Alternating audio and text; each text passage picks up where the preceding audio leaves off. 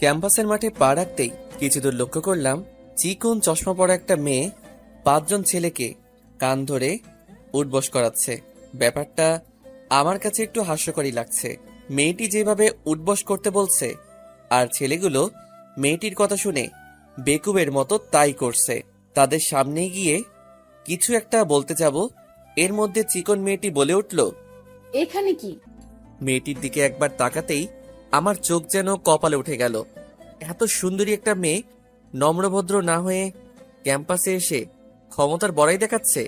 এর একটা বিহিত আমাকে করতেই হবে।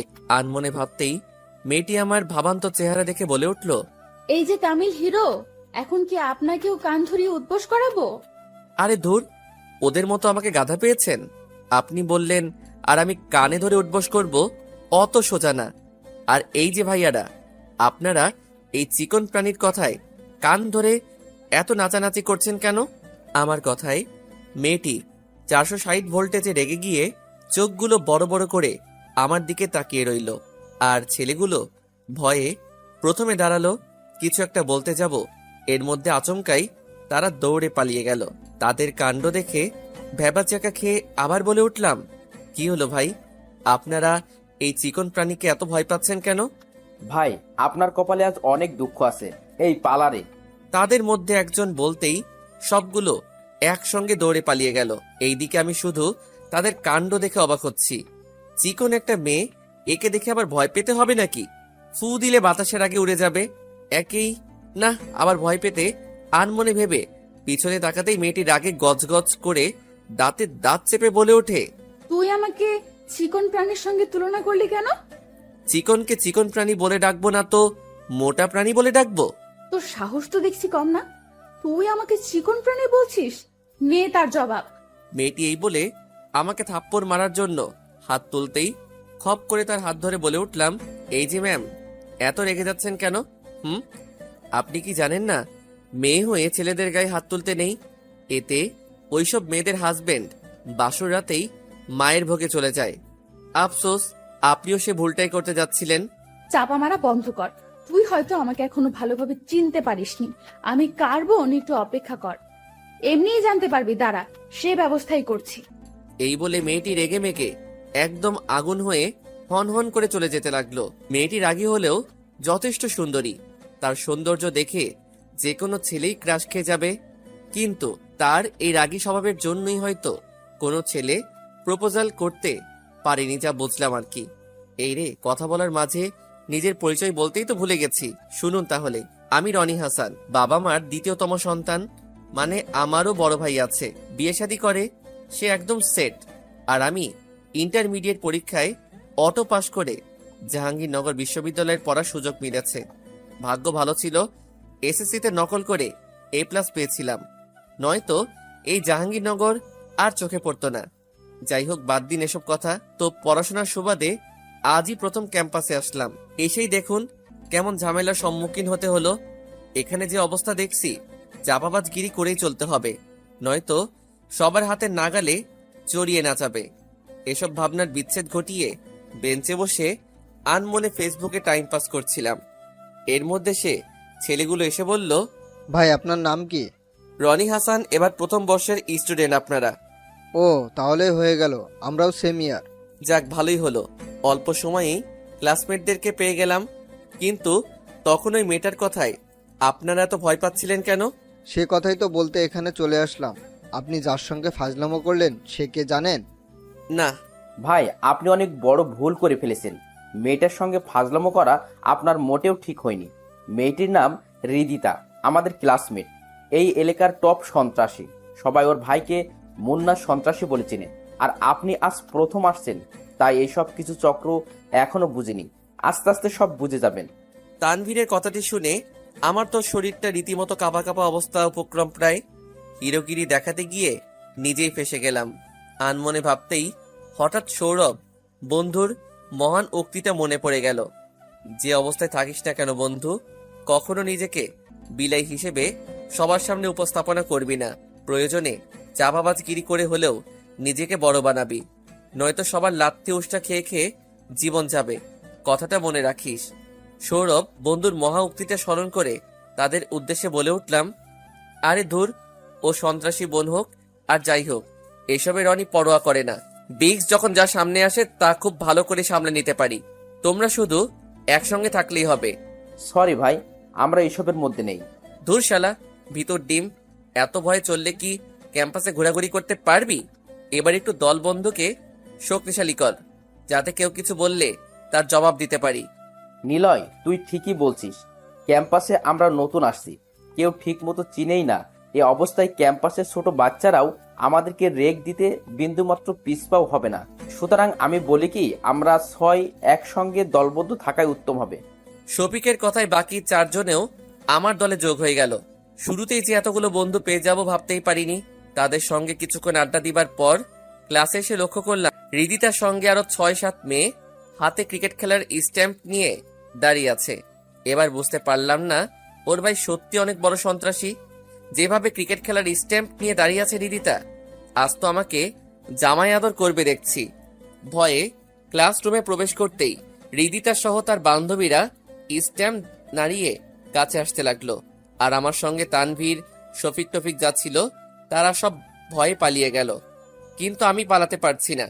ভয় পাওয়া সত্ত্বেও নিজেকে সংযত রেখে উল্টো তাদের সামনে গিয়ে বললাম, কি ব্যাপার, হাতে লাঠি, আন্দোলন করবেন নাকি? লাঠি দিয়ে তোর পুজো করব, দাঁড়া। আমাকে চিকন প্রাণী বলার স্বাদ মেটাচ্ছি। এই বলে হৃদিতা আমার উপরে লাঠি তোলা মাত্রই বলে উঠলাম। ক্লাসরুমের দরজার কাছে আসতেই লক্ষ্য করলাম হৃদিতা সহ আরো 6-7 জন মেয়ে হাতে ক্রিকেট খেলার স্ট্যাম্প নিয়ে দাঁড়িয়ে আছে। এ দেখে আমার সঙ্গে তানভীর, শফিক টফিক যা ছিল সব দূরত্বই কেটে পড়লো। চাপা যতই করি না কেন, আমারও তো একটা মান সম্মান বলতে কিছু একটা আছে। এখন যদি ওদের মতো আমিও কেটে পড়ি তো মান সম্মান তো যাবেই, তার সঙ্গে এতদিনের চাপাবাজগিরির সুনামটাও চলে যাবে। হৃদিতার দল দেখে ভয় পাওয়া সত্ত্বেও বুক ফুলিয়ে ক্লাসরুমে চলে আসলাম। হৃদিতা আমাকে দেখেই রাগে গজগজ করে স্ট্যাম্প হাতে নিয়ে এসে বলে উঠল, তখন আমাকে কি নামে যেন ডেকেছিস? আরেকবার বল দেখি। হৃদিতার কথার তোয়াক্কা না করে ওর পুরো গ্রুপের উদ্দেশ্যে বলে উঠলাম, কি ব্যাপার আপুরা, আপনারা সবাই দেখছি স্ট্যাম্প হাতে নিয়ে দাঁড়িয়ে আছেন, খেলতে যাবেন নাকি? এই ফাজিল ছেলে, তুই রীতিতাকে চিকন প্রাণী বলে সম্বোধন করেছিস কেন?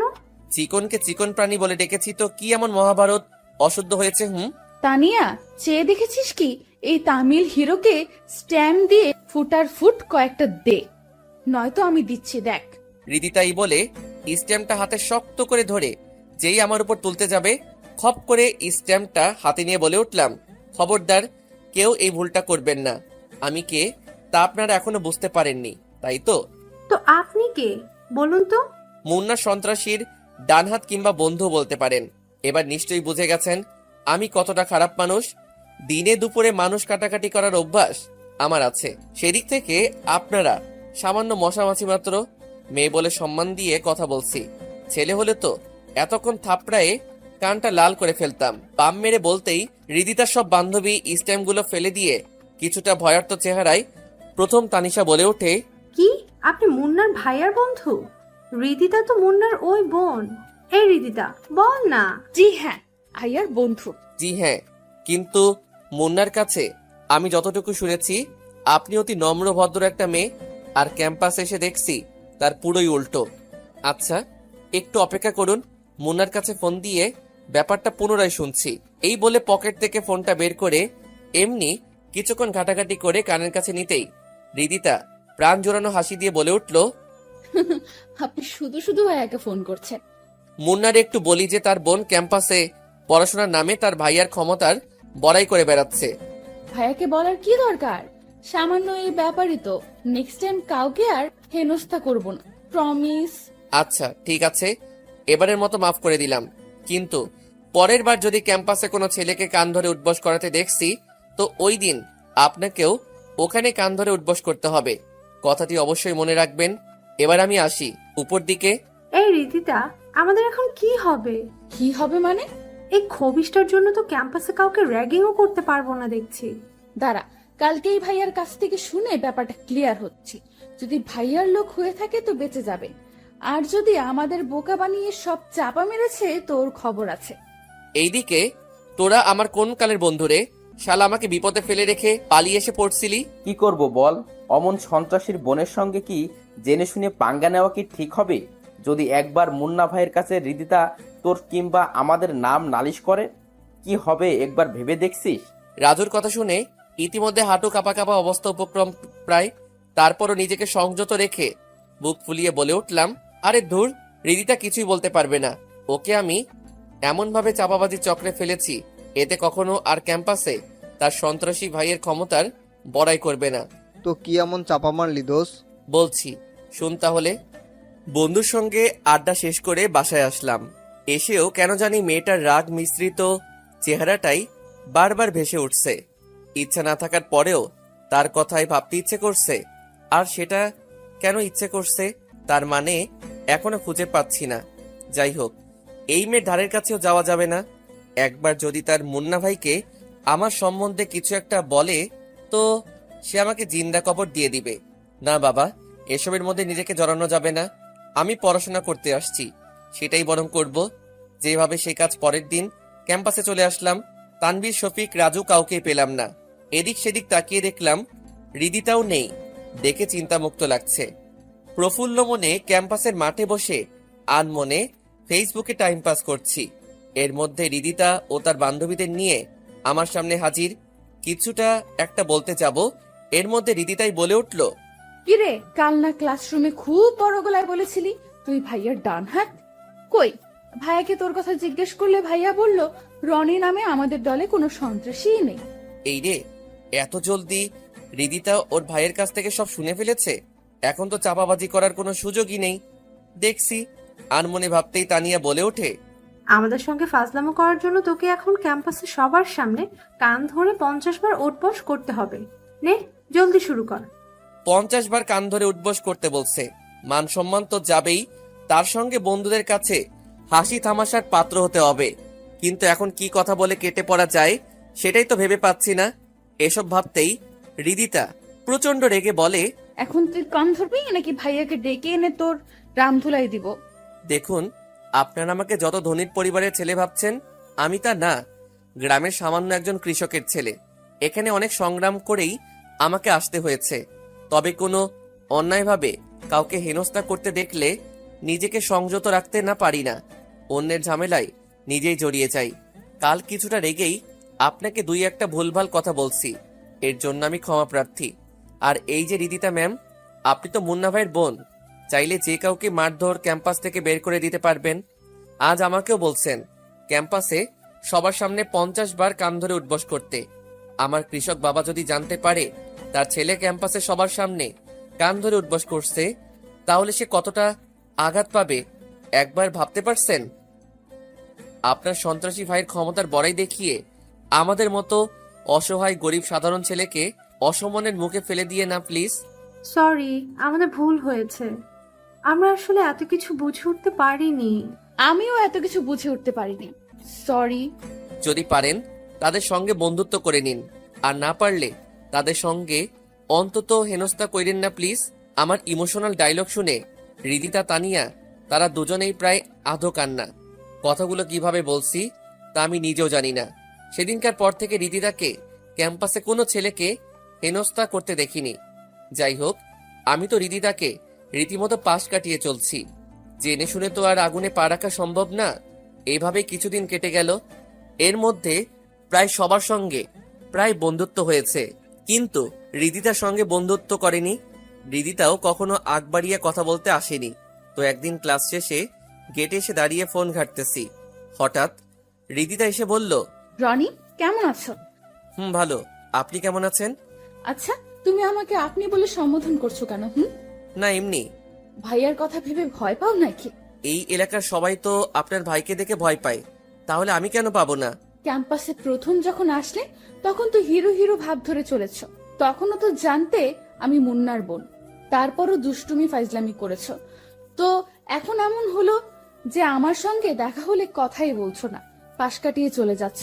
তার মানে ভাইয়াকে দেখে তুমি একটু বেশি ভয় পাও। আপনি ঠিকই ধরেছেন। আমি আসলে ঝামেলায় পড়তে চাই না, সাধারণভাবে চলতেই বেশি পছন্দ করি।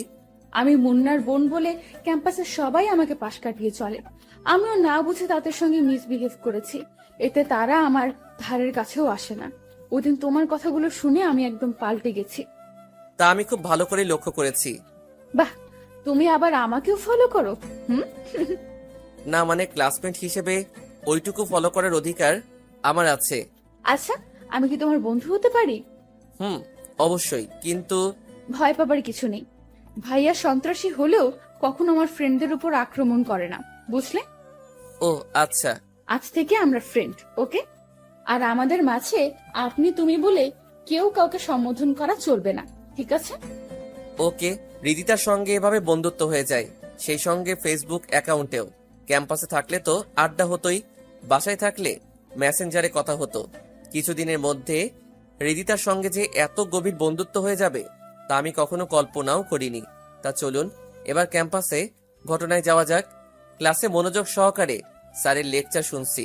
হঠাৎ পিছন দিকে সরাতেই লক্ষ্য করলাম রিদিতা আমার দিকে এক নজরে তাকিয়ে আছে। চোখ ইশারা দিয়ে বললাম, আমার দিকে তাকিয়ে আছেন কেন? রিদিতা মাথা নাড়িয়ে বলল, না, এমনি। রিদিতার কাণ্ড দেখে আনমনে হেসে আবার স্যারের লেকচারে মনোযোগ হলাম। ক্লাস শেষে মাঠে নিলয়, রাজু, শফিকদের সঙ্গে বসে আড্ডা দিচ্ছি। এর মধ্যে রিদিতা এসে বলল, রনি, তুই ফ্রি আছিস? কেন? না মানে তোকে নিয়ে একটু শপিং মলে যেতাম আর কি। আমাকে নিয়ে গেলে তোর লাভ হবে না, উল্টো আমাকে খাওয়াতে হবে, বুঝছস? ঠিক আছে, তুই যা খেতে চাস তাই খাওয়াবো এবং তোকে সারপ্রাইজও দিব। এখন বল, আমার সঙ্গে যাবি নাকি লসের খাতায় নিজের নামটা বসাবি? কোনটা? কি সারপ্রাইজ দিবি? তা আমার সঙ্গে গেলেই বুঝবি। আচ্ছা চল চল, দেরি হয়ে যাচ্ছে। বাহ, সারপ্রাইজের কথা শুনে আড্ডা থেকে চট করেই উঠে পড়লি দেখছি। তুই যাই বলিস না কেন, সারপ্রাইজ পেতে আমার প্রচুর ভালো লাগে। জি, এবার চলুন। রাস্তায় এসে রিদিতা নিজের প্রাইভেট কারে না উঠে রিকশায় থামালো। দেখে বলে উঠলাম, তোদের গাড়ি থাকতেই তুই রিকশা থামালি কেন? রিকশায় করে যেতেই আমার ভালো লাগে, তাই রিকশা থামালাম। ও এই ব্যাপার। রিকশায় দুইজনেই উঠার পর আমার কেন জানি রিদিতার পাশে বসে থাকতে সংকোচ বোধ হচ্ছে। আর এইদিকে রিদিতাও আমার হাত জড়িয়ে ধরে রেখেছে। দেখে ফাইজলামো করে বলে উঠলাম, আমরা দুইজন দুই রিকশায় গেলেই বেশি ভালো হতো। দুই রিকশা কেন?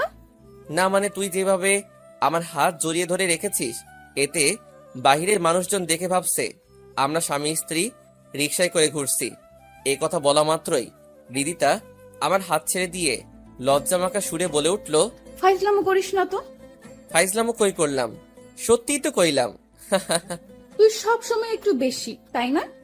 না, আগে ঠিক বেশি বুঝতাম না, তবে ইদানিং শুরু করেছি আর কি। অত বেশি বোঝা ভালো না চান্দু। জি। এইভাবে রিদিতার সঙ্গে দুই এক কথা বলে শপিং মলে আসলাম। আমি আমার মতো ফোন ঘাঁটতে লাগলাম। রিদিতা আমার হাতে ফোনটা দেখে রাগান্বিত হয়ে বলে ওঠে, সারাক্ষণ শুধু ফোন নিয়েই থাকতে হবে নাকি?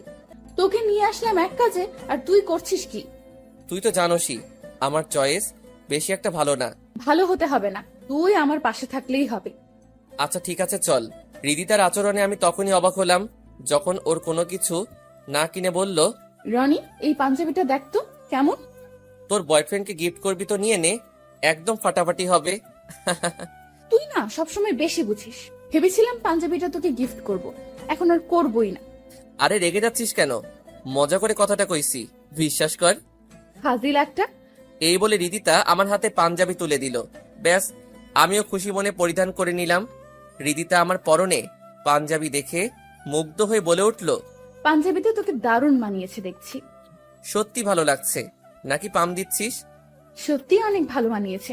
এখন চল, রেস্টুরেন্টে খেতে যাব। তোর জন্য কিছু কিনলি না? আর একদিন কিনবো, এখন চল রেস্টুরেন্টে খেতে যাব, অনেক ক্ষুধা লাগছে। রিদিতার আচরণে কিছুই বুঝতে পারলাম না। শপিং মল আসলো ওর দরকারে, এসে আমাকে পাঞ্জাবি গিফট করলো, নিজের জন্য কিছুই কিনলো না। যাই হোক, আমাকে পাঞ্জাবি গিফট করেছে, এতেই আমি খুশি। তারপর রিদিতা আমাকে রেস্টুরেন্টে নিয়ে গেল। প্রফুল্ল মনে খাবারগুলো খাচ্ছি। হঠাৎ 5-6টা প্রাইভেট কার রেস্টুরেন্টের সামনে এসে দাঁড়ালো। রেস্টুরেন্টে যা লোকজন ছিল সব আস্তে আস্তে বের হয়ে গেল। তাদের কাণ্ড দেখে আমার খাবারগুলো গলায় নামছে না। থতমত খেয়ে রিদিতাকে জিজ্ঞেস করলাম, প্রাইভেট কারে কে আসছে রে? কি আবার, আমার ভাইয়া এসেছে। এটা কিন্তু ঠিক না রিদিতা, তোর ভাই কেন এখানে আসবে? রিদিতা আমার ভয়ার্ত চেহারা দেখে বলে উঠল, রেস্টুরেন্টে খেতে আসছে হয়তো। তুই শুধু শুধু ভয় পাচ্ছিস কেন? ভয় পাবো না তো নাচবো? যদি একবার এখানে আসে তখন?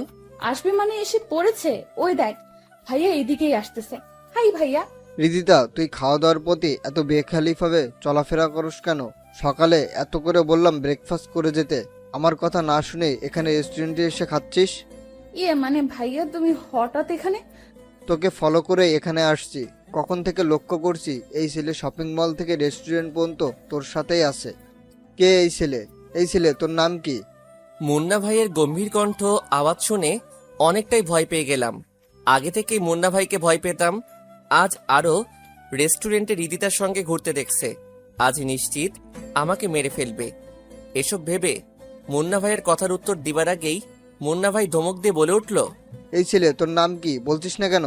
ইয়ে মানে আমার নাম রনি হাসান। তো রিদিতার সঙ্গে রেস্টুরেন্টে কেন? রিদিতা ওর ভাইয়ার রাগান্বিত হওয়া দেখে স্বাভাবিক করার জন্য বলে ওঠে, ভাইয়া তুমি রেগে যাচ্ছ কেন? রনি তো আমার শুধুমাত্র বন্ধু, এছাড়া কিছুই না, বিশ্বাস করো প্লিজ। ও, এ কথা আগে বলবি তো। শুধু শুধু আমাকে রাগিয়ে দিয়েছিলি। ভেবেছিলাম এই ছেলে তোকে কথার জালে ফাঁসাচ্ছে। না ভাইয়া, তেমন কিছুই না। রনি খুব ভালো ছেলে, এছাড়াও ও আমার খুব ভালো বন্ধু। ও আচ্ছা, সরি ব্রাদার, আমার আসলে মাথা ঠিক থাকে না। কখন কাকে কি বলে ফেলি তা আমি নিজেও জানি না। It's okay. আচ্ছা ঠিক আছে, তোরা থাক, আমি বরং বাসায় চলে যাই, মাথাটা খুব ব্যথা করছে। আর ছোট ভাই, তুমি কিছু মনে করো না। ইটস ওকে ভাইয়া। মুন্না ভাই এ বলে চলে গেল। এইদিকে আমার হাঁটু কাঁপা কাঁপা অবস্থা, গলা শুকিয়ে যাচ্ছিল। ভয় কাকে বলে এই মুহূর্তে খুব ভালোই বুঝতে পারছি। মাফিয়ার বোনের সঙ্গে ফ্রেন্ডশিপ করা মানে আগুনে পা রাখা, সমান কথাই আনমনে ভেবে যাচ্ছি। এর মধ্যে রিদিতা বলে উঠল, সরি রে ভাইয়া, আসলে ব্যাপারটা বুঝতে পারিনি। ভেবেছে তোর আর আমার মধ্যে কিছু একটা চলছে। ভাইয়ার কথায় তুই মন খারাপ করিস না, বাসায় গিয়ে তোর হয়ে ভাইয়াকে আমি বকে দেব, ঠিক আছে? রিদিতার কথার তোয়াক্কা না করে বলে উঠলাম, এখন আমাকে মেসে যেতে হবে। হ্যাঁ অবশ্যই যাবি, তার আগে খাবারটা শেষ কর। না রে, আজ খেতে ইচ্ছে করছে না। কি আর করার, চল তাহলে। রাস্তায় এসে 2 রিক্সা ডাকতেই রিদিতা বলে উঠল, 2 রিক্সা ডাকছিস কেন? ইয়ে মানে আমার একটু এমার্জেন্সি, নীলের ওখানে যেতে হবে, তুই বরং বাসায় চলে যা। রিদিতা আমার ব্যাপারটা খুব ভালো করে বুঝতে পেরে বলে উঠল, আচ্ছা ঠিক আছে, মেসে গিয়ে আমাকে ফোন দিস। ওকে। রিদিতাকে অন্য রিক্সায় পাঠিয়ে কেমন জানি শান্তি শান্তি লাগছে। এতক্ষণ তো পুরো ভয় ছিলাম। এতদিন এলাকার লোকজনের কাছ থেকে শুনে আসছি, আজ নিজেই দেখলাম কথা বলার মাঝে ফুট করে রেগে যায়। দিনে দুপুরে মানুষজন মেরে ফেলতে যে পরোয়া করে না, যদি কোনো ভুল ত্রুটির জন্য মুন্না ভাই আমাকেও আক্রমণ করে তখন তো আমি শেষ। তার থেকে রিদিতার সঙ্গে বন্ধুত্বই শেষ করতে হবে। জেনে শুনে বিপদের মুখে পা রাখা মোটেও আমার জন্য কাম্য হবে না। যেই ভাবা সেই কাজ। যোগাযোগের মাধ্যমেগুলোতে এক এক সবগুলোতেই রিদিতাকে ব্লক করে দিলাম। উপর দিকে, ভাইয়া তুমি কিন্তু কাজটি মোটেও ঠিক করনি। আরে বাবা, সরি বলেছি তো। সরি বললে কি হবে, ও তো তোমাকে এমনি অনেক ভয় পায়, আজ আবার তুমি ওকে শাসিয়েছো। আচ্ছা ঠিক আছে, আমার হয়ে তোর ফ্রেন্ডকে বলে দিস ভাইয়া যে কাজটি করেছে তার জন্য সে অনুতপ্ত এবং সরিও বলেছে। এবার ঠিক আছে? ওকে ভাইয়া, আমি এক্ষুনি মেসেঞ্জারে বলে দিচ্ছি। রিদিতা এই তার রুমে চলে গেল। ল্যাপটপ ওপেন করে মেসেঞ্জারে টেক্সট দিতে গিয়ে অবাক দৃষ্টিতে তাকিয়ে বলে ওঠে, কি ব্যাপার, আমাকে ব্লকে রেখেছে কেন? দাঁড়া, ফোন দিয়ে এখনই তোর 12টা বাজিয়ে দিচ্ছি। এই বলে ফোনটা বের করে কল দিল, কিন্তু ওপাশ থেকে ব্যস্ত দেখালো। হতাশ হয়ে ফোনটা বালিশের উপর ফেলে দিতে যাবে, হঠাৎ মেসেজের শব্দ পেয়ে রিদিতা তড়িঘড়ি করে ফোনের স্ক্রিনে তাকিয়ে লক্ষ্য করে অচেনা নাম্বার থেকে একটি মেসেজ আসছে। আগ্রহ নিয়ে পড়তে লাগলো, রিদিতা, তুই হয়তো আমার উপর এখন ভীষণ রেগে আছিস, কেননা অকারণে একটা মানুষকে যোগাযোগের মাধ্যম থেকে ব্লক করে রাখা তা সত্যি রাগান্বিত হওয়ার একটা ব্যাপার। সে জায়গা থেকে তুই মোটেও ব্যতিক্রম নস। যাই হোক, এবার মূল কথায় আসি। তুই তো জানিস আমি অনেক দূর থেকে এখানে পড়াশোনা করতে আসছি। বাবা মারও কঠোরতম নিষেধ, ক্যাম্পাসে যেন কোনো প্রকার ঝামেলা না পাকায়। এছাড়া তুই তোর ভাইয়ের রাগ সম্পর্কে ভালোই জানিস, কখন কি থেকে কি করে ফেলে তা সে নিজেই জানে না। তাই আমি সিদ্ধান্ত নিয়েছি তোর আর আমার বন্ধুত্বের সম্পর্ক এখানেই শেষ। ক্যাম্পাসে দেখা হলেও প্লিজ আমার সঙ্গে কোনো প্রকার কথা বলতে আসিস না। আল্লাহ হাফিজ, ভালো থাক। রিদিতা মেসেজটি পড়ে এতটাই রাগ উঠে যায় যে রনিকে সামনে পেলে সে কাঁচায় চিবিয়ে খেয়ে ফেলবে। অনেকটা রেগে আনমনে বলে ওঠে, বন্ধুত্ব নষ্ট করার খুব শখ হয়েছে তাই না? কাল ক্যাম্পাসে তোকে মজা দেখাচ্ছি, অপেক্ষা কর। এইদিকে হৃদিতার কাছে মেসেজটি পাঠিয়ে কাজটা কি ভুল করলাম? না, ভুল কিছু করিনি। যা করেছি একদম ভালোই করেছি। মাফিয়ার বোনের সঙ্গে কোনোভাবে বন্ধুত্ব রাখা ঠিক হবে না, এসব ভেবেই ঘুমিয়ে পড়লাম। সকালে ঘুম থেকে উঠে ফ্রেশ হয়ে খাবারের পর্ব শেষ করে মার সঙ্গে কিছুক্ষণ ফোনে কথা বললাম। মনটাও কেমন জানি ফ্রেশ হয়ে গেল। তারপর প্রতিদিনকার মতো ক্যাম্পাসে আসলাম। ফোনের স্ক্রিনে লক্ষ্য করলাম ক্লাস শুরু হতে প্রায় 20 মিনিট সময় বাকি আছে। টাইম পাস করার জন্য ফেসবুক ঘাঁটতে ব্যস্ত হয়ে গেলাম। ফেসবুকে মগ্ন থাকা অবস্থায় হঠাৎ কে জানি ফোনটা হাত থেকে কেড়ে নিয়ে কিছু দূরে ফেলে দিল। সামনে তাকিয়ে দেখি হৃদিতা প্রচন্ড রেগে আমার দিকে এক দৃষ্টিতে তাকিয়ে আছে। সেদিকে ভ্রুক্ষেপ না দিয়ে মাটি থেকে ফোনটা হাতে নিতে যাব, এর মধ্যে হৃদিতা বলে উঠল, কাল রাতে মেসেজে তুই এসব কি লিখেছিস? চুপ করে আছিস কেন? উত্তর দে। হৃদিতা, একটু বোঝার চেষ্টা করো। তোর ভাই এমনি অনেক রাগী। কেউ যদি তোর কাছে আমার নামে ভুলভাল কান পড়া দেয় তো তোর ভাই আমাকে খুন করে ফেলবে। আমি এত কিছু বুঝি না, তুই আগে যেমন ছিলি তেমনই থাকবি। সরি হৃদিতা, পারবো না। এবার কিন্তু বেশি বাড়াবাড়ি হয়ে যাচ্ছে। হৃদিতার কথায় নিশ্চুপ হয়ে ওখান থেকে সোজা ক্লাসরুমে আসলাম। হৃদিতাও আমার পিছনে চলে আসলো। সেদিকে আমার ভ্রুক্ষেপ নেই। নিশ্চুপ হয়ে সিটে বসে আছি। নিলয়, তানভীর, শফিক, রাজু এক এক করে সব স্টুডেন্ট ক্লাসে চলে আসলো। আমারও কথা বলার মতো মানুষ পেয়ে গেলাম। উপর দিকে হৃদিতা শুধু আমার দিকে তীক্ষ্ণ চোখে তাকিয়ে আছে। একবার হৃদিতার দিকে তাকিয়ে আবার মুখ ফিরিয়ে নিলাম। এভাবেই হৃদিতাকে ইগনোর করতে লাগলাম। এখন হৃদিতা আগ বাড়িয়ে কথা বলতে আসলেও কোনো একটা কাজের বাহানা দেখিয়ে ওখান থেকে সরে যেতাম। এক প্রকার হৃদিতাকে পাশ কাটিয়ে চলতাম আর কি। হঠাৎ একদিন হৃদিতা আমার ম্যাচে এসে বলতে লাগলো, রনি, তুই কিন্তু আমাকে রীতিমতো এড়িয়ে চলছিস, যা আমার একটুও ভালো লাগছে না। প্লিজ আগের মতো হয়ে যা। হৃদিতাকে আমার ম্যাচে দেখে থতমত খেয়ে বলে উঠি, হৃদিতা তুই হঠাৎ আমার ম্যাচে? তোর তো ভাব বেশি, ক্যাম্পাসে কথার সময় নেই, তাই মেসে চলে আসলাম। লোকজন তোকে আমার ম্যাচে দেখলে অনেক বড় অসম্মানের মুখে পড়তে হবে। হৃদিতা প্লিজ তোর বাসায় চলে যা। আমি বরং তোর সঙ্গে কাল ক্যাম্পাসে কথা বলবো। আগে আমার প্রশ্নের জবাব দে, তুই আগের মতো ফ্রেন্ডলি ভাবে চলবি, হ্যাঁ অথবা না? আগের মতো ফ্রেন্ডলি ভাবে চলা আমার পক্ষে সম্ভব না, বুঝতে পারছিস না কেন? তুই তাহলে আমার কথা শুনবি না, তাই তো? আমার নীরবতায় দেখে হৃদিতা বলে ওঠে, এবার তোর সঙ্গে খারাপ কিছু হতে যাচ্ছে যা তুই কল্পনাও করতে পারবি না। যেই ভয়ে তুই আমাকে পাশ কাটিয়ে চলছিস সেই ভয়টাই তোকে সারা জীবন পেতে হবে। সেই ব্যবস্থা করছি, তার প্রস্তুতি নিয়ে নে।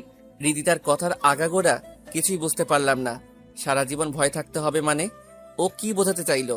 যাই হোক, ওর কথা ভেবে সময় নষ্ট করার কোনো মানেই নেই। তবে একটা বিষয় বুঝতে পারছি না, আমি ওর সঙ্গে কথা কিংবা বন্ধুত্ব না রাখলে কিংবা যায় আসে? আমার মতো তো আরো অনেক ফ্রেন্ডই তো আছে। এর মধ্যে একমাত্র আমি পাশ কাটিয়ে চললে ওর কি সমস্যা? হয়তো হৃদিতা আমাকে ভালো বন্ধু ভাবে, হুট করে বন্ধুত্ব সম্পর্ক নষ্ট করায় মানতে পারছে না। অপরদিকে হৃদিতা বোন, কান্না করছিস কেন? মুন্নার কথাটি শুনে হৃদিতা আরো জোরে কান্না করে বলে ওঠে, খবরদার আমার সঙ্গে ভুলেও কথা বলতে আসবা না। মুন্না হঠাৎ তার বোনের অভিমান দেখে থতমত খেয়ে যায়। হঠাৎ আবার কি এমন হলো যে কান্না করছে? আনমনে ভেবে মুন্না বলে, আচ্ছা কি হয়েছে আমাকে বলবি তো নাকি? শুধুমাত্র তোমার জন্য আমার বন্ধু বান্ধব কেউ কাছে ঘেঁষতে পারে না। ওই দিন রনিকে একটু শাসিয়েছো দেখে ও আমার সঙ্গে কথা বলবে তো দূরের বিষয়, চোখ তুলে তাকানোর সাহসটুকুও পায় না। আমি আগ বাড়িয়ে কথা বলতে চাইলেও পাশ কাটিয়ে চলে যায়। ও এই ব্যাপার, রনি কথা বলে না দেখে কান্না করছিস? কান্না করবো না তো কি করবো? ও আমার এত ভালো একটা বন্ধু হুট করে কথা বলা বন্ধ করেছে, এতে কি আমার খারাপ লাগে না? হ্যাঁ অবশ্যই খারাপ লাগবে, তবে তার জন্য যে কান্না করতে হবে এমন তো কোনো কথা না। তোর ফ্রেন্ড আরো অনেকেই আছে, তাদের কথা ভেবে মন খারাপ করে বসে থাকতে তো কখনো দেখিনি। আজ যে চোখের জল দেখছি, এই কান্নার পিছনে অবশ্যই কোনো রহস্য জড়িয়ে আছে। যা আমি জানি না, তাই তো? মুন্নার সন্দেহজনিত কথা শুনে রিদিতা কান্না মিশ্রিত কণ্ঠে বলে ওঠে, ভাইয়া তুমি কোন রহস্যের কথা বলছো? আমি মাফিয়া সন্ত্রাসী হতে পারি ঠিকই, কিন্তু দিন শেষে আমারও পরিবার পরিজন বলতে কে একজন আছে যার মূল্য পৃথিবীর সবচেয়ে আমার কাছে বেশি। কে সেই মানুষ জানিস? না ভাইয়া। এটা হলো আমার ছোট বোন রিদিতা, যাকে সেই ছোটবেলা থেকে এই বুকে আদর যত্ন করে বড় করেছি। সেই সঙ্গে তার চাওয়া পাওয়া পূরণ করতে ত্রুটি রাখিনি। আজ সেই বোন কান্না করছে শুধু একটা বন্ধুর জন্য। আচ্ছা, তোকে কটা প্রশ্ন জিজ্ঞেস করব, তার সঠিক উত্তর দিবি, লুকাবি না, কেমন? ওকে ভাইয়া। প্রথম প্রশ্ন হলো, তুই কি রনিকে ভালোবাসিস? না, ভালোবাসি না। তাহলে তার জন্য কান্নাকাটি করছিস কেন? রনিকে আমি ভালোবাসি না, তবে ওর সঙ্গে কথা না বললে আমার ভালো লাগে না। সবকিছুতেই খারাপ লাগা কাজ করে। ও যখন আমাকে পাশ কাটিয়ে চলে তখন কেন জানি এমনিই কান্না পায়। এমনটা যদি হয়ে থাকে তো তুই নিশ্চিত ওই ছেলেটার প্রেমে পড়েছিস। এর জন্য তার এড়িয়ে চলাটা সহ্য করতে পারছিস না। ভয় পাবার কারণ নেই। তুই শুধু একবার তোর মনের কথা আমাকে বল, তোদের বিয়ে আমি নিজ হাতেই দিব। একটু ভেবে দেখ। মুন্নার কথা শুনে রিদিতা লজ্জিত হয়ে হাসি মুখে রুম ত্যাগ করলো। রিদিতার আচরণে তার ভাইও বিষয়টি বুঝতে পিছুপা আর হলো না। এইদিকে, মামা, আপনার এখান থেকে বিকাশে টাকা তোলা যাবে কি? হ্যাঁ অবশ্যই, এই এজেন্ট নাম্বারে টাকা পাঠিয়ে দাও। ওকে, বিকাশ থেকে টাকা তুলে মানি ব্যাগে রাখতে যাব। এর মধ্যে প্রাইভেট কারে কয়েকজন লোক নেমে এসে আমার উদ্দেশ্যে বলে ওঠে, আপনার নাম কি রনি হাসান? তাদের কথা শুনে থতমত খেয়ে বললাম, হ্যাঁ, কিন্তু আপনারা কারা? আমরা মুন্না ভাইয়ের লোক। তো আমাকে এখানে ইন্টারফেস করছেন কেন? তা আপনি মুন্না ভাইয়ের কাছে গেলেই বুঝতে পারবেন। এখন কথা না বাড়িয়ে জলদি গাড়িতে উঠুন। সরি ভাই, অকারণে মুন্না ভাইয়ের ওখানে যেতে আমি ইচ্ছুক না। তাছাড়া মুন্না ভাইয়ের সাথে আমার কোনো শত্রুতাও নেই যে তার সঙ্গে আমার দেখা করতে হবে। আপনারা ভাই এবার আসতে পারেন। এখন আপনি ভালোই ভালোই গাড়িতে ওঠেন তো সম্মানের সহিত আমাদের সঙ্গে যেতে পারবেন, নয়তো জোর করে আপনাকে এখান থেকে তুলে নিয়ে যেতে আমরা বাধ্য হব। লোকগুলোর কথা শুনে হাঁটু রীতিমতো কাঁপতে শুরু করলো। মুন্না ভাই আমাকে ডাকছে, তার মানে রিদিতা নিশ্চয়ই কোনো ঝামেলা পাকিয়েছে। আনমনে ভাবতেই লোকগুলো ধমকের সুরে বলে ওঠে, আপনি যাবেন নাকি তুলে নিয়ে যাব? থাক ভাই, তুলে নিয়ে যেতে হবে না, আমি স্বইচ্ছায় আপনার সঙ্গে যাচ্ছি, চলুন। বাধ্য হয়ে মুন্না ভাইয়ের বাসায় আসলাম। মনে মনে হাজারো ভয় লাগা কাজ করছে। রিদিতাও মেসে গিয়ে আমাকে শাসিয়ে আসছে। আজ মুন্না ভাই হাত থেকে রক্ষা নেই। আনমনে এসব ভাবতেই মুন্না ভাই সিঁড়ি বেয়ে নামতেই যা বলল তা শোনার জন্য মোটেও প্রস্তুত ছিলাম না। কিরে, তোর সাহস দেখছি অনেক বেড়ে গেছে। ইয়ে মানে ভাইয়া, আপনি কি বলতে চাচ্ছেন? একটু অপেক্ষা কর, সবই বুঝতে পারবি। মুন্না ভাইয়ের কথায় ভয়ে গলা একদম শুকিয়ে যাচ্ছে। মনে হচ্ছে আজ আর নিজেকে বাঁচাতে পারবো না। এখন শুধু হৃদিতার উপর রাগ হচ্ছে। ও তো জানতোই এসব ঝামেলায় নিজেকে জড়াতে চাই না। এসব জেনে শুনে আমাকে বিপদের মুখে ফেলে দিল। তারপর ভেবে নিলাম, আজ মুন্না ভাইয়ের হাতে মরতেই যখন হবে, তাহলে এত ভয় পেয়ে লাভ কি? এসব ভেবেই বলে উঠি, ভাই, আমি খুব সাধারণ একজন মানুষ। এসব ঝামেলায় নিজেকে জড়াতে চাই না। তাছাড়া আপনার সঙ্গে ব্যক্তিগত কোনো শত্রুতাও আমার নেই। তাহলে এখানে আমাকে আনার উদ্দেশ্য কি? উদ্দেশ্য অবশ্যই আছে, একটু অপেক্ষা কর, সব বুঝিয়ে দিচ্ছি। মুন্না ভাই এই বলে রিদিতাকে ডাক দিল। রিদিতাও সঙ্গে সঙ্গে এসে পড়ল। আমাকে দেখেই হাসি উজ্জ্বল চেহারা উপস্থাপনা করে মুন্না ভাইয়ের উদ্দেশ্যে বলে ওঠে, ভাইয়া ডেকেছো কেন? এই ছেলেটার নাম কি রনি? হ্যাঁ ভাইয়া। একেই তো ভালোবাসিস? হুম। রিদিতার সঙ্গে কথা শেষ করে মুন্না ভাই আমাকে উদ্দেশ্যে বলে, রিদিদাকে শুধু ভালোবাসিস নাকি বন্ধুই ভাবিস, কোনটা? মুন্না ভাইয়ের কথাটা শোনার জন্য আমি মোটেও প্রস্তুত ছিলাম না। অবাক প্লাস ভয় নিয়ে বলি, ভাইয়া আপনি ভুল ভাবছেন। রিদিতাকে আমি ভালোবাসি না, শুধুই বন্ধু ভাবি। রিদিতা, তুই চুপ আছিস কেন? ভাইয়াকে সবকিছু বল। এত ভয় পাবার কি আছে? ভাইয়াকে বলে দে তুই আমাকে ভালোবাসিস। রিদিতার কাছ থেকে এ কথা শুনে আকাশ ভেঙে যেন আমার মাথার উপর পড়ার উপক্রম প্রায়। কি বলছে? মাথা কি খারাপ হয়ে গেল নাকি? রিদিতা, এটা কিন্তু ঠিক হচ্ছে না। আমাদের মাঝে কখনো ভালোবাসার সম্পর্ক ছিল না, বন্ধুত্বর সম্পর্কই ছিল। আজ হঠাৎ এসব উল্টাপাল্টা কথা বানিয়ে বলছিস কেন? কি? আমি বানিয়ে বলছি? তুই আমায় ভালোবাসিস না? আচ্ছা ঠিক আছে, তোকে আমায় ভালোবাসতে হবে না। রিদিতা এই বলে ছোট বাচ্চাদের মতো কান্না করে তার রুমে চলে গেল।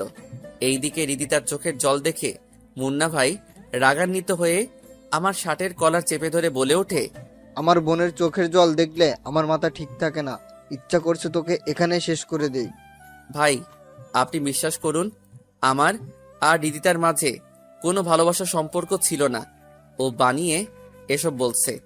রিদিতা শুধু আমার বোন না, ও আমার মেয়ের মতো। ছোট থেকেই যখন যা চেয়েছে তাই এনে দিয়েছি। এবারেও তার আবদার আমি পূরণ করব, আর তা এই 2 দিনের মধ্যেই। জয়নাল, বিয়ের সমস্ত আয়োজন প্রস্তুত কর। কালকে এদের বিয়ে সম্পন্ন করব ইনশাল্লাহ।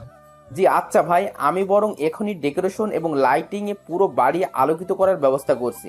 মুন্না ভাইয়ের কাছ থেকে বিয়ে নামক শব্দটি শুনে পায়ের নিচে মাটি যেন সরে গেল। পরিশেষে মাফিয়ার বোনকে বিয়ে করতে হবে না, কোনোভাবে সম্ভব না। এই বিয়ে আমি করতে পারবো না। আনমনে ভেবেই বলি, ভাইয়া আপনি ভুল সিদ্ধান্ত নিয়েছেন। রিদিতাকে আমি বিয়ে করতে পারবো না। মুন্না ভাই রাগান্বিত সুরে বলে ওঠে, ছোট ভাই, এত বেশি বুঝো না। হিতে নিজের জীবনটাই কিন্তু হারাতে হবে। এবার মনের মধ্যে ভয় ঢুকে গেল। নিমিষেই চুপ হয়ে গেলাম। সন্ত্রাসীর পালাই পড়েছি। তাদের কথার প্রতিবাদ করলেই নিশ্চিত জীবন হারাতে হবে। তার থেকে চুপ করে থাকাই শ্রেয়। ও একদিন পর বিয়ের সকল নিয়মকানুন মেনে আমার আর রিদিতার বিয়ে সম্পূর্ণ হয়ে গেল। বিয়েতে সকল বন্ধু বান্ধব উপস্থিত ছিল, শুধু আমার পরিবার আর আত্মীয় স্বজনরাই উপস্থিত ছিল না। তাদের কথা ভেবে খুব খারাপ লাগছে। রিদিতা ওর জিতকে প্রাধান্য দিয়ে হয়তো আমাকে বিয়েটা করতে বাধ্য করেছে, কিন্তু আমার মনের অবস্থা একবারও বুঝতে চেষ্টা করলো না। ছাদের কিনায় এসে আনমনে ভাবছি, পড়াশোনা করতে এসে বিয়ের চক্রে যে এভাবে পড়ে যাব তা কখনো কল্পনাও করিনি। ওইদিকে বাবা মা ভাইয়া ভাবি তারা হয়তো আমার বিয়ের কথা জানতে পারলে অনেক কষ্ট পাবে। এখন এসব ভেবেই বা কি হবে? বিয়ে তো আমি স্বইচ্ছায় করিনি। আনমনে ভেবে পিছনের দিকে ফিরে তাকাতেই নিলয়, তানভীর, তানিয়া তাদেরকে দেখতে পেলাম। চুপ হয়ে আছি দেখে তানিয়া বলে ওঠে, কিরে, মন খারাপ করে আছিস কেন? এটা তোরাই ভালো জানছস। রনি, প্লিজ মন খারাপ করিস না। রিদিতা তোকে আগে থেকে পছন্দ করত, যার দারুণ ও নিজেই আগ বাড়িয়ে তোর সঙ্গে বন্ধুত্ব করেছে। এসব কিছুই ভালোবাসার স্বার্থে করেছে। মুন্না ভাইকে নিয়ে রিদিতাও অনেক ভয় পেত যদি তোর সত্যি কোনো ক্ষতি করে ফেলে। এই ভয় ভালোবাসার কথাটি প্রকাশ করেনি, বরং তোকেও বুঝতে দেয়নি। ইভেন আমাকেও অনেকদিন পর জানিয়েছে। পরিশেষে তুই কি করলি? মুন্না ভাইয়ের সামান্যতম ধমকানোতে রিদিতাকে ইগনোর করতে শুরু করলি। তোর এই ইগনোর করাটা সত্যি নিতে পারছিল না।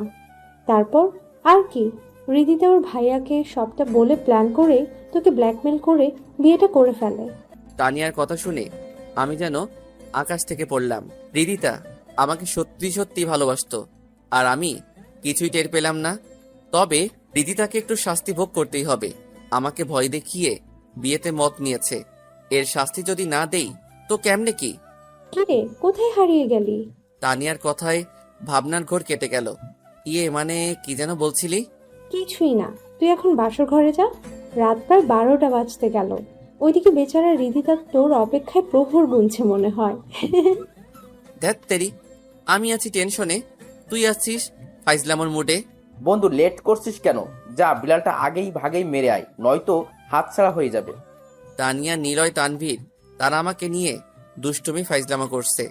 এর মধ্যে হঠাৎ রিদিতা ছাদে এসে কোনো কথা না বলে আমার হাত ধরে টেনে রুমে গিয়ে দরজা বন্ধ করে বলে ওঠে, এই যে হিরো, আমাকে এখানে বসিয়ে রেখে ছাদে আড্ডা দিচ্ছিলেন কেন?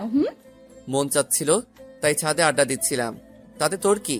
এখন থেকে আমার ওই সব, বুঝলেন? কিন্তু আমি কেন জানি আনন্দিত হতে পারছি না। মনটা খারাপ নিয়ে বিছানায় বসে পড়লাম। আমার চেহারায় বিষণ্ণতা প্রতিচ্ছবি দেখে রিদিতা বলে ওঠে, সরি, আমি আসলে তোকে এতটা প্যারা দিতে চাইনি। তোর ইগনোর করাতে আমি সত্যিই অনেক আপসেট হয়ে যাচ্ছিলাম। ভাবতাম এই বুঝে আমার কাছ থেকে একেবারেই চলে যাচ্ছিস। রিদিতার অনুশোচনায় কথাটি শুনে তার দিকে তাকিয়ে বলে উঠি, তুই আমাকে যে ভালোবাসতি এ কথা একবারও প্রকাশ করসনি।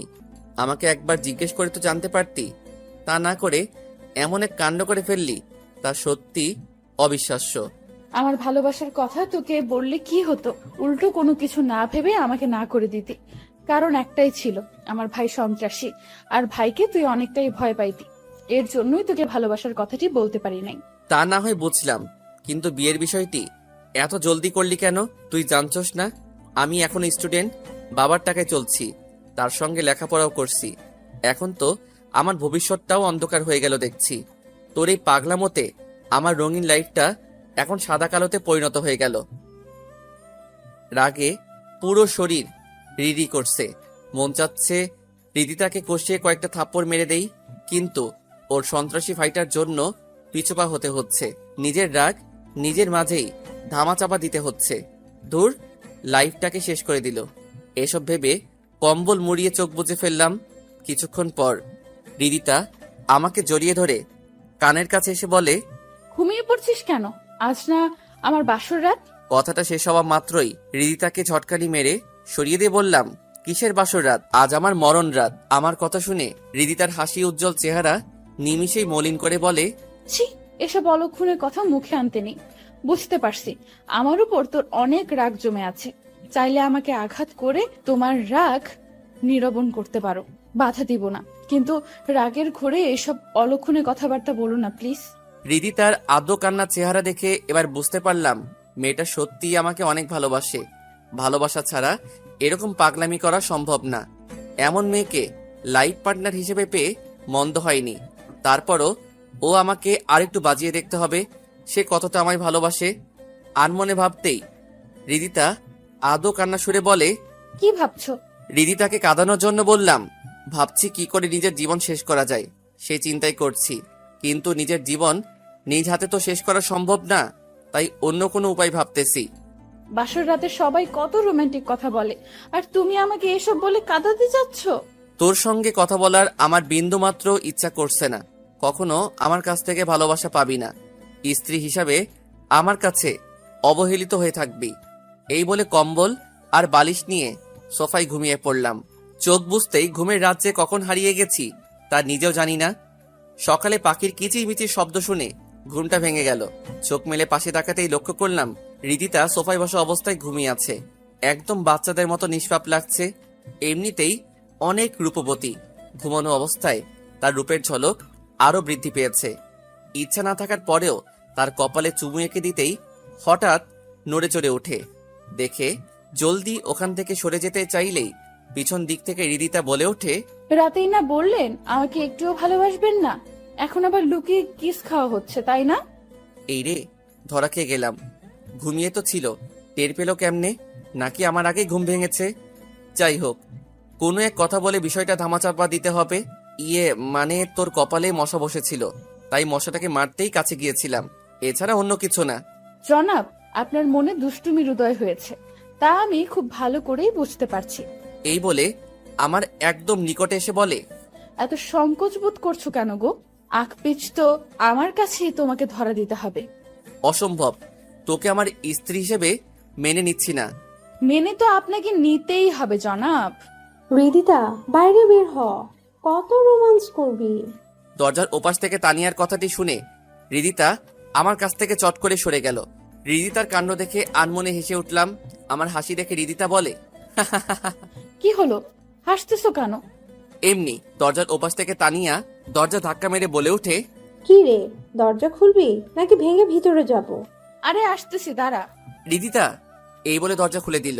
প্রথম তানিয়া রুমে প্রবেশ করলো, তারপর এক এক করে তানভীর, নিলয়, শফিক, রাজু সবাই এসে আমার দিকে তাকিয়ে ফাইজলামো শুরু করে বলে ওঠে, বাসরাত কেমন কাটলো দোস্ত? তোদের মুখে আর কোনো কথা নেই, এসেই এইটা বলতে হবে? অদ্ভুত।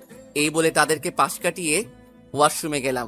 শালা, তোরা বন্ধু নামের হারামি, মাফিয়ার বোনকে বাধ্য হয়ে বিয়ে করতে হয়েছে। বুঝতে পারছিস না বাসরাত কেমন হবে? এটা আবার আমাকে জিজ্ঞেস করতে হবে নাকি? আনমনেই একাই বকবক করছি। অপরদিকে এই যে আপুমনি, বাসরাত কেমন কাটালেন? আর বলিস না, এতদিন সিনেমায় যে কাহিনী দেখেছি সেম কাহিনী আমার সঙ্গে হয়েছে। মানে? কাল রাতে আমাদের স্বামী স্ত্রীর মাঝে আলিঙ্গন হয়নি রে। অনেক স্বপ্ন ছিল ফুলশয্যার রাতে স্বামীর সঙ্গে প্রেমালাপ করব, কিন্তু খবিশটা রেগে সোফায় গিয়ে ঘুমিয়ে পড়লো।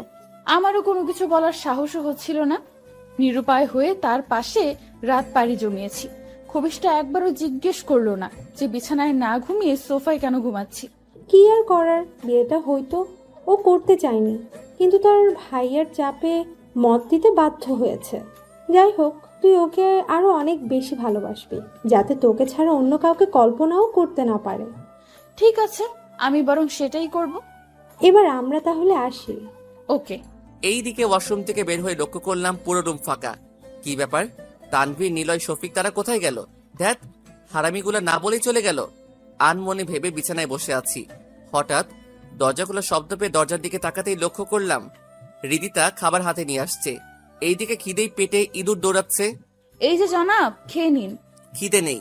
সংকোচ বোধ করলে তো আর পেট ভরবে না, খেয়ে নিন প্লিজ। বললাম না খিদে নেই। এত করে যখন বললাম খেতে যাচ্ছেন না, তো না খাইয়ে থাকে, গেলাম আমি। আমিও কোনো কিছু না বলে চলে যাচ্ছি দেখে হৃদিতা পিছন দিক থেকে ডাকলেও না শুনে দরজা টপকাবো। এর মধ্যে আচমকাই মুন্না ভাই এসে বলে ওঠে, রনি কোথায় যাচ্ছ? দেখো না ভাইয়া, ও না খেয়েই বের হচ্ছে, আমার কোনো কথাই শুনছে না। হৃদিতার অভিযোগ সুরে কথাটি শুনে মুন্না ভাই দীর্ঘ শ্বাস ফেলে বলে ওঠে, সে কি, না খেয়ে যাচ্ছ কেন? ভাইয়া আমার খিদে নেই। তা তো বললে চলবে না। এই রিদিতা, টেবিলে খাবারগুলো রেডি কর। এই বলে মুন্না ভাই আমার হাত ধরে টেবিলের দিকে নিয়ে গিয়ে চেয়ার টেনে ইশারায় বসতে বলে। আমিও বাধ্য ছেলের মতো বসে পড়ি। তারপর এক এক করে খাবারের আইটেম হৃদিতার সামনে এগিয়ে দেই। ইচ্ছা না থাকার পরেও খেতে শুরু করি। কিছুক্ষণ নীরবতা থাকার পর মুন্না ভাই বলে ওঠে, পৃথিবী জুড়ে আপনজন বলতে আমার ছোট বোনটাই আছে। অকালে মাকে হারিয়েছি। মার মৃত্যুর পর বাবা আরেকটা বিয়ে করে আমাদের অবহেলা অনাদারে ফেলে চলে যান। অনেক কষ্টের মাঝে আমার এই ছোট বোনটাকে কোলে পিঠে বড় করেছি। কখনো তার চোখের জল আসতে দেইনি। নিজের স্বাদ আহ্লাদ বিসর্জন দিয়ে আর ছোট বোনটার চাওয়া পাওয়াকে প্রাধান্য দিয়েছি। তবে আমার বোনটা অনেক চাপা স্বভাবের, কখনো মুখ ফুটে কখনো কিছু আবদার করে না। আমি আন্দাজ করে এক এক সময় এক এক সারপ্রাইজ তাকে এনে দিতাম। সেদিন ওকে যখন কান্না করতে দেখলাম, তখন জিজ্ঞেস করলে কান্না মিশ্রিত কণ্ঠে বলে, ভাইয়া তোমার জন্য আমার বন্ধুবান্ধব ইগনোর করে চলে, কথা বলে না। কথাটি শুনে আবার যখন জিজ্ঞেস করলাম, কে কথা বলে না আমাকে বল, তখন সে তোমার নামটি বলেছিল। আমি ভেবেছিলাম ও শুধু তোমাকে বন্ধু ভাবে না, তার থেকেও অন্য কিছু। আনমনে ভেবে সন্দেহবশত জিজ্ঞেস করি, তুই কি রনিকে ভালোবাসিস? আমার কথায় শব্দে না প্রকাশ করে মাথা ঝাঁকিয়ে হ্যাঁ সম্মতি জানিয়েছিল। তারপর কোনো কিছু না ভেবেই বিয়ের সিদ্ধান্ত নিয়েই নিই এবং তোকে ভয় দেখিয়ে বিয়েতে মত নিতে বাধ্য করি। এটা অবশ্যই বড় অন্যায় করে ফেলেছি, এর জন্য আমি ক্ষমা প্রার্থী। আর তোমাদের পড়াশোনার বিন্দুমাত্র ক্ষতিও আমি হতে দিব না, এ বিষয়ে নিশ্চিত থাকতে পারো। মেসে থাকার কোনো দরকার নেই, আমাদের এখানেই থাকবে। প্রয়োজনে তোমার বাবা মার সঙ্গে কথা বলে সবকিছু স্বাভাবিক করব। এতে যদি ওনাদের পা পর্যন্ত ধরতে হয় তো আমি তাই করব। তারপরও নিজের মাঝে রাগ কিংবা মন খারাপ নিয়ে থেকো না ভাই, প্লিজ। মুন্না ভাইয়ের এরকম কথাবার্তা শুনে একটু না অনেকটাই অবাক হয়েছি যে মুন্না ভাই মানুষকে হুমকি ধুমকি কথা বলে, আজ আমার সঙ্গে এত মলিন ভাষায় কথা বলছে, তা সত্যি অবিশ্বাস্য। হয়তো বিয়েটা আমার বাধ্য হয়ে করতে হয়েছে ঠিকই, কিন্তু হৃদিতাকে যে আমার অপছন্দ তেমন কোনো বিষয় না। স্ত্রী হিসাবে হৃদিতাকে আমার বেশ পছন্দই হয়েছে। এসব ভেবেই বলে উঠি, আচ্ছা ভাইয়া ঠিক আছে। হৃদিতাকে আমি স্ত্রী হিসেবে মেনে নিয়েছি, কিন্তু আমি তো এখনো বেকার। হৃদিতার দায়িত্ব তোমাকে এখনই নিতে হবে না। যতদিন না তোমার পড়ালেখা শেষ হচ্ছে না ততদিন তোমরা আমার দায়িত্বেই থাকবে, সমস্যা নেই। জি আচ্ছা। মুন্না ভাই চলে যাবার পর হৃদিতা বলে ওঠে, ভাইয়া হয়তো তোমাদের চোখে খুনি, সন্ত্রাসী, কিন্তু আমার চোখে পৃথিবীর সেরা ভাইদের মধ্যে আমার ভাইয়া একজন। তার ঋণ আমি কখনো শোধ করতে পারবো না। এই বলে হৃদিতা চোখের জল মুছে রুমে চলে গেল। বুঝতে পারলাম সে অনেকটাই ইমোশনাল হয়েছে। বাসায় ভালো লাগছে না দেখে ক্যাম্পাসের মাঠে আড্ডা দিতে চলে আসলাম। বন্ধুরা আমাকে দেখা মাত্রই খোঁজা মেরে বলতে শুরু করলো, কি বন্ধু, পরিশেষে মাফিয়ার বোনকে বিয়ে করে ফেললি? একদিক থেকে ভালোই হয়েছে, আমাদের সঙ্গে আর কেউ উচ্চ গলায় কথা বলতে পারবে না, বিকজ তুই আমাদের সঙ্গে আছিস। ধুর, বাদ দে তো এসব কথা। এমনিতেই অনেক প্যারায় আছি, কোনো কিছুতেই ভালো লাগছে না। সে কি, কাল বিয়ে করলি আজই বলছিস ভালো লাগছে না? গুরু, আর কটা দিন যাক, তারপর নয় একটু মুখে উচ্চারণ করিল শুরু। ব্যাস, বন্ধুদের এক দুই কথায় আড্ডা ভালোই জমে গেল। মন খারাপ থাকলেও এখন আর তা নেই। আড্ডা শেষ করে রিদিতাদের বাসায় না গিয়ে সোজা ম্যাসে চলে আসলাম। বাড়িওয়ালা আমাকে দেখেই বলে ওঠে, বাবা তুমি মেসে থেকো না প্লিজ, ভীষণ ঝামেলায় পড়তে হবে। আঙ্কেল আপনি হঠাৎ এ কথা বলছেন কেন? মুন্না ভাইয়ের কঠোর আদেশ, তা আমাকে পালন করতেই হবে। ও আচ্ছা। এই বলে ম্যাচ থেকে গুটি গুটি পায়ে হেঁটে যাচ্ছি আর ভাবছি মুন্না ভাই সত্যি অনেক বড় মাপের সন্ত্রাসী। বাড়িওয়ালাকে কি না কি বলেছে, সে কথায় বাড়িওয়ালা মানতে বাধ্য হয়েছে। আমার লাইফে এরকম পরিস্থিতির সম্মুখীন হতে হবে তা কখনো কল্পনাও করিনি। ভাগ্যের লিখন এমনই হয়তো ছিল। আর মনে ভাবছি আর গুটি গুটি পায়ে হেঁটে যাচ্ছি, হঠাৎ পকেটে রাখা ফোনটা কেঁপে উঠল। পকেট থেকে ফোনটা বের করে স্ক্রিনে লক্ষ্য করলাম রিদিতার কল। গুরুত্ব না দিয়ে কেটে দিলাম। ব্যাস, আবারও কল দিল। এবার কলটা কেটে না দিয়ে রিসিভ করে বললাম, ওপাশ থেকে ঝাঁঝালো কণ্ঠে রিদিতা বলে, আমার কল রিসিভ করছো না কেন? কল রিসিভ না করলে কথা কার সঙ্গে বলছিস? প্রথমবার তো কল কেটেই দিলা। আমার ইচ্ছা হয়েছে, কল রিসিভ করিনি। তো কোনো সমস্যা? হয়েছে, আর বলতে হবে না, বাসায় আসো। যেতে পারবো না। এসে পড়ো, নয়তো ভাইয়ার লোকজন পাঠিয়ে দেব কিন্তু। থাক, লোকজন পাঠিয়ে দিতে হবে না, আমি আসতেছি। কল কেটে তারপর তড়িঘড়ি করে বাসায় চলে আসলাম। রুমে এসে রিদিতাকে কিছু একটা বলতে যাব, এর মধ্যে রিদিতা আচমকাই এমন একটা কাণ্ড করলো তা সত্যি অবিশ্বাস্য। রিদিতার উদ্দেশ্যে বলে উঠলাম, আমাকে এভাবে হাতের নাগালে নাচাচ্ছিস কেন? আমার প্রশ্নের উত্তর না দিয়ে রিদিতা বলে ওঠে, চোখটা একটু বন্ধ করো তো। হঠাৎ চোখ বন্ধ করব কেন? প্লিজ বন্ধ করোই না, সারপ্রাইজ আছে। আচ্ছা ঠিক আছে, চোখ বন্ধ করলাম, তবে বেশিক্ষণ থাকতে পারবো না। ওকে। রিদিতার কথা মতো চোখ বন্ধ করা মাত্রই রিদিতার ঠোঁটের উষ্ণতা অনুভব করলাম, তবে বেশিক্ষণ না। চোখ মেলে তাকানো মাত্রই রিদিতা দৌড়ে পালিয়ে গেল। এই দিকে রিদিতার ঠোঁটের উষ্ণতা পেয়ে কেমন জানি একটা ঘোরের মাঝে পড়ে গেলাম। এরকম একটা কাজ করবে তা সত্যি অবিশ্বাস্য বলে মনে হচ্ছে। এখন শুধু ঘুরে ফিরে রিদিতার ঠোঁটের উষ্ণতায় পেতে ইচ্ছা করছে। পালিয়ে যাবে কোথায়? আমার সামনে তো ওকে আসতেই হবে, তখন আমিও তার বদলা ভালোভাবেই নিব। রুম থেকে বের হয়ে রিদিতাকে আশেপাশে খুঁজতে লাগলাম। চারিদিক চোখ বুলিয়ে নিলাম, কোথাও নেই। ফোনটা বের করে কল দেওয়া মাত্র কিচেন রুম থেকে রিদিতার ফোনটা বেজে উঠল। তারপর এদিক সেদিক না তাকিয়ে কিচেন রুমে গিয়ে লক্ষ্য করলাম খুব মনোযোগ সহকারে রান্না করছে। তার হাতের নাগালে ফোন কল টুন বাজছে, সেদিক কোনো ভ্রুক্ষেপ নেই। আমিও কম কিসের স্যুট করে পিছনে গিয়ে রিদিতাকে জড়িয়ে ধরলাম। আচমকায় জড়িয়ে ধরাতে কেঁপে ওঠে, তোতলিয়ে বলে, কে? আপনার হাজবেন্ড। ও আচ্ছা, হঠাৎ কি মনে করে আমার কাছে আসলেন? আমার বউটাকে একটু আদর করতে চলে আসলাম। ব্যাস, কথাটি শুনেই রিদিতা আমার কাছ থেকে নিজেকে ছাড়িয়ে নিবার চেষ্টা করে বলে ওঠে, না না, আদরের কোনো দরকার নেই, দেখছো না রান্না করছি, ছাড়ো আমাকে। ছাড়বো না।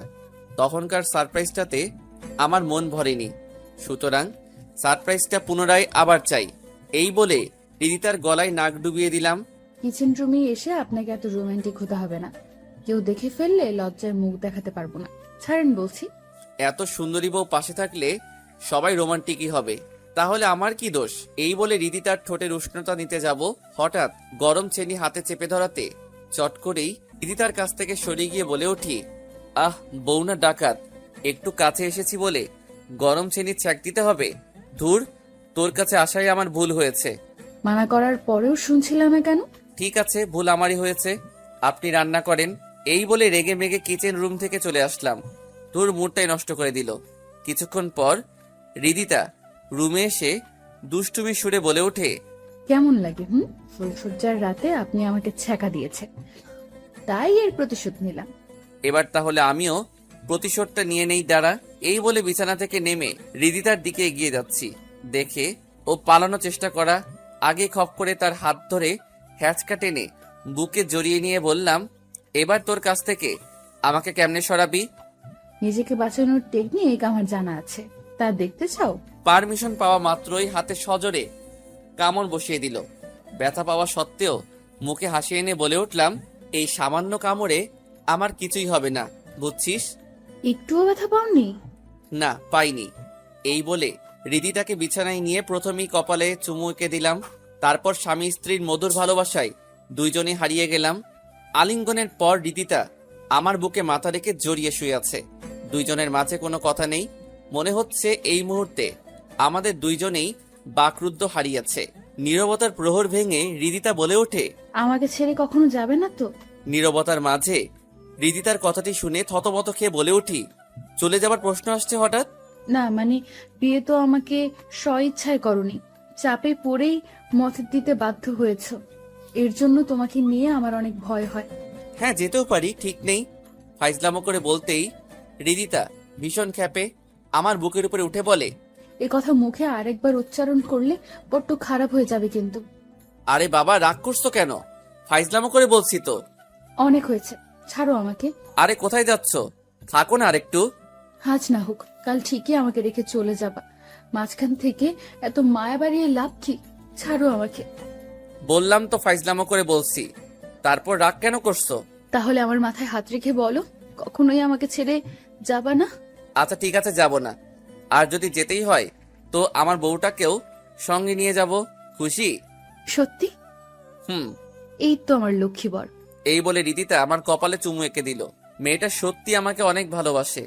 যাই হোক, রিদিতাকে মৃত্যুর আগ পর্যন্ত আর ছাড়ছি না। খুব জলদি ওকে আমার বাসায় নিয়ে যাব। হয়তো বাবা মা ভাইয়া তাদের কাছে একটু বকাঝকা শুনতে, কিংবা দুই এক একটা থাপ্পড়ে খেতে হবে। তারপর তো ঠিকই তাদের কাছে টেনে নিবে। আনমনে ভেবেই মার কাছে ফোন দিলাম দুই একবার কলটুন বাজার পর আম্মু রিসিভ করে বলে ওঠে, বাবা কেমন আছিস? হ্যাঁ আম্মু, ভালোই আছি। তোমরা সবাই কেমন আছো? আলহামদুলিল্লাহ, সবাই ভালোই আছে। তোর পড়াশোনার কি খবর? হ্যাঁ, ভালো। কি ব্যাপার, তুতলির কথা বলছিস কেন? না মানে, তোমাকে একটা কথা বলতে চাচ্ছিলাম। হ্যাঁ বল, শুনছি তো। আম্মু, আমি এখানে বিবিএ করে ফেলেছি। বাদর ছেলে, কি বললি? আবার বল দেখি। তারপর আম্মুকে স্পষ্ট ভাষায় যখন বললাম এখানে বিয়ে করে ফেলছি, ব্যাস আম্মু তো রেগে মেগে আগুন হয়ে ঝাঁঝালো কণ্ঠে যা বলল, বাদর ছেলে, তোকে লেখাপড়া করতে পাঠিয়েছে আর তুই ওখানে আমাদের ছাড়াই এইসব করেছিস? তোর ওখানে কালকে আমি যাচ্ছি। মার রাগান্বিত সুরে কথাটি শুনে অনেকটাই ভয় পেয়ে যাই, কারণ মার রাগ করলে ভীষণ ঝামেলায় আমাকে পড়তে হয়। আমার সুপারিশ তো একমাত্র মা করে, আর এখন দেখছি পুরোই বিপক্ষে চলে গেছে। তার দিক থেকে রিয়্যাক্ট করা অস্বাভাবিক কিছু না। তারপর ওর মা রাগান্বিত আচরণে ভয় করছে। মা যে রিয়্যাক্ট করলো, বাবা শুনলে তো বাসায় তুলবে না। এখন এসব ভেবে আর লাভ নেই, যা হবার তা হবেই। রাতে ঘুমানোর সময় এসব চিন্তা ভাবনা করছি। রিদিতা আমাকে চিন্তিত দেখে জড়িয়ে ধরে বলে, কি ভাবছো? ভাবনার বিচ্ছেদ ঘটিয়ে বলে উঠলাম, মাকে আমাদের বিয়ের বিষয়টা জানিয়ে দিয়েছি। উনি আমার মুখে বিয়ে নামক শব্দটি শুনেই অনেকটা রেগে যান এবং কালকেই আসতে চাইছে। বুঝতে পারছি না মা এখানে আসলে কি হবে। রিদিতা আমার কথাগুলো শুনে বিষণ্ণ মুখটি কালো করে বলে, আমার জন্য তোমাকে অনেক বকাশোকা শোনাবে।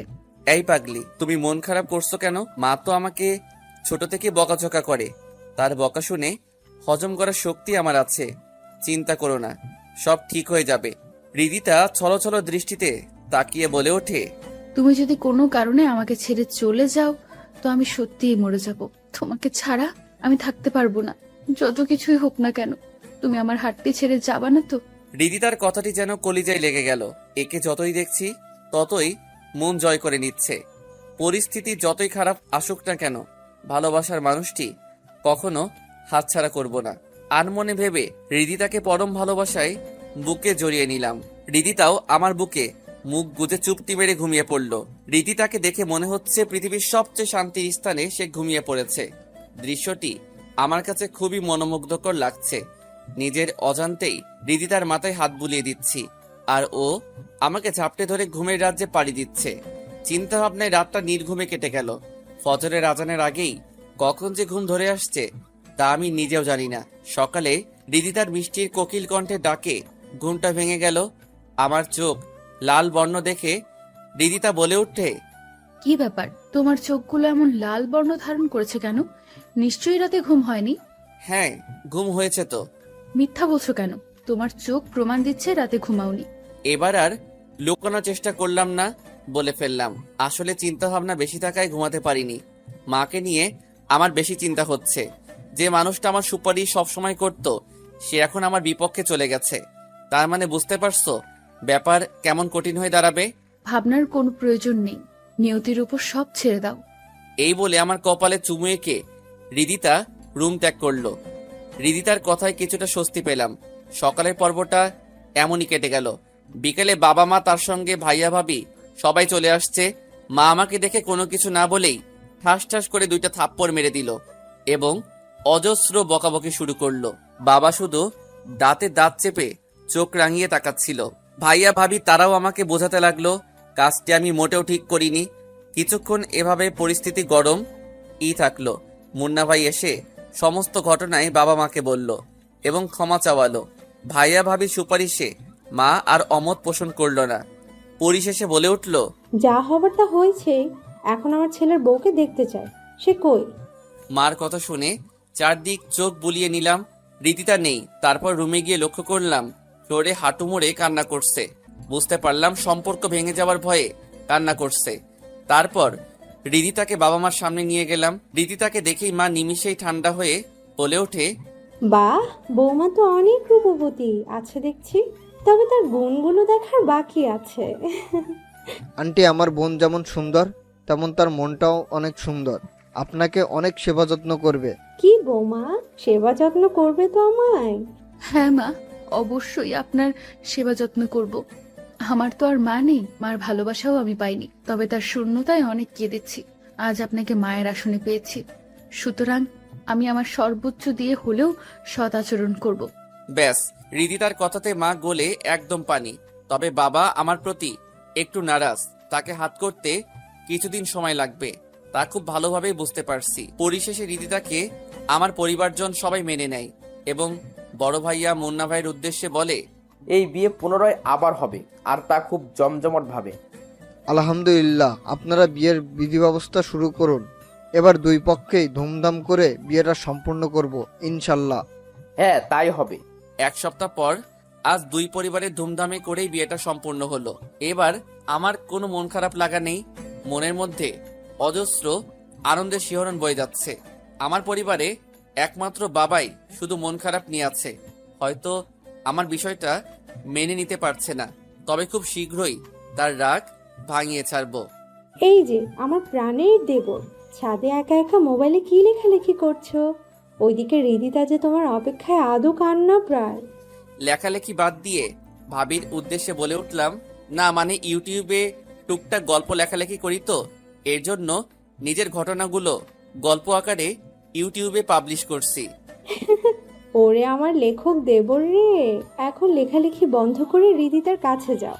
মেয়েটা অনেকক্ষণ ধরে তোমার অপেক্ষায় বসে আছে। না, আর একটু লেখা বাকি আছে, এইটা শেষ করেই যাচ্ছি। এ কথা বলা মাত্রই ভাবি ফোনটা কেড়ে নিল এবং আমাকে জোর করে বাসর ঘরে রেখে বাইরে থেকে দরজা আটকে দেয়। হৃদিতা আমাকে দেখেই অভিমানে মুখ ফিরিয়ে নেয়।